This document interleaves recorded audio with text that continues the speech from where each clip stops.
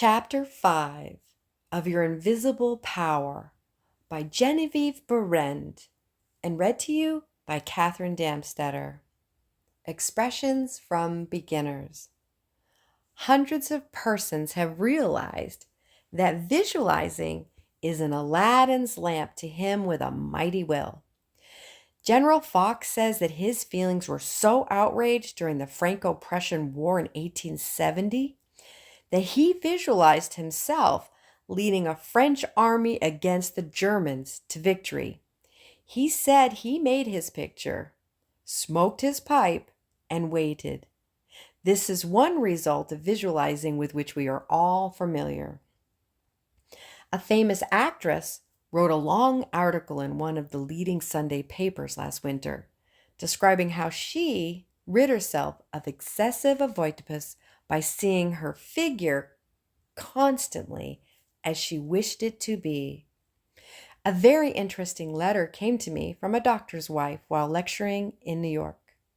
She began with the hope that I would never discontinue my lectures on visualization, which were helping humanity to realize the wonderful fact that they possess the means of liberation within themselves. Relating her own experience, she said that she was born on the east side of New York in the poorest quarter. From the earliest girlhood, she had cherished a dream of marrying a physician someday. This dream gradually formed a stationary mental picture.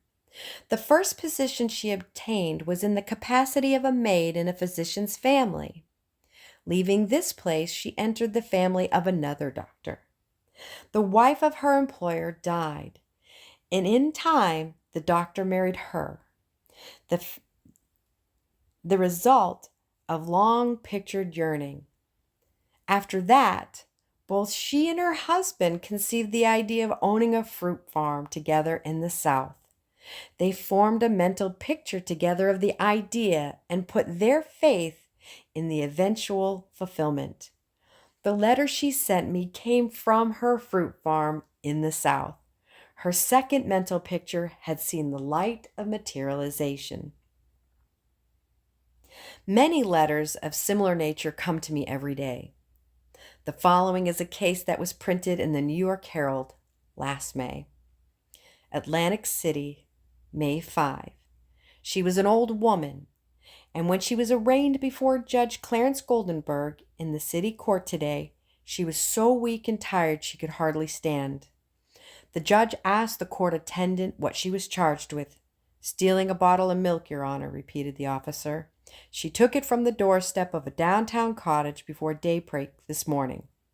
"Why did you do that?" Judge Goldenberg asked her. "I was hungry," the old woman said. "I didn't have a cent in the world, and no way to get anything to eat except steal it. I didn't think anyone would mind if I took a bottle of milk." "What's your name?" asked the judge. "Weinberg," said the old woman.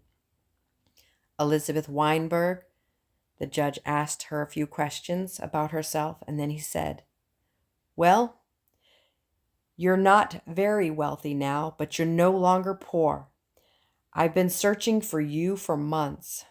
I've got $500 belonging to you from the estate of a relative, and I'm the executor of the estate." Judge Goldenberg paid the woman's fine out of his own pocket and then escorted her into his office, where he turned her legacy over to her and sent a policeman out to find her lodging place. I learned later that this little woman had been desiring and mentally picturing $500, while all the time ignorant of how it could possibly come to her. But she kept her vision and strengthened it with her faith. In an issue of Good Housekeeping, there was an article by Addington Bruce entitled "Stiffening Your Mental Backbone." It is very instructive and would benefit anyone to read it. He says in part, "Form the habit of devoting a few moments every day to think about your work in a large, broad, imaginative way, as a vital necessity to yourself and as a useful service to society." James J. Hill, the great railway magnate, before he started building his road from coast to coast, said that he took hundreds of trips along the line before there was a rail laid. It is said that he would sit for hours with a map of the United States before him and mentally travel from coast to coast, just as we do now, over his fulfilled mental picture. It would be possible to call your attention to hundreds of similar cases.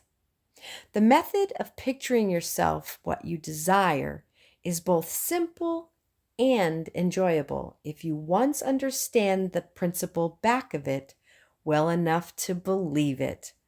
Over and above everything else, be sure of what it is you really want. Then specialize your desire along the lines of given in the following chapter.